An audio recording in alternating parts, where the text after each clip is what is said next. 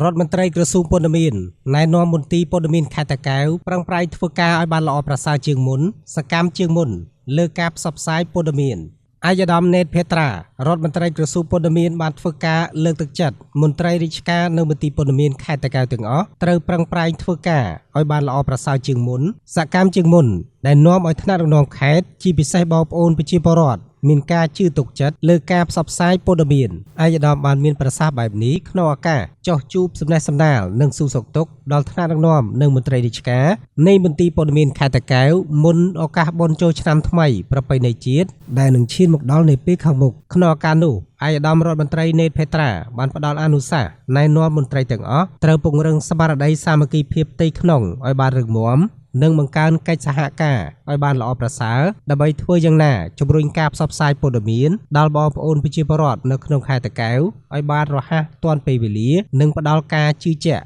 លើការផ្សព្វផ្សាយព័ត៌មានរបស់មន្ទីរព័ត៌មានខេត្ត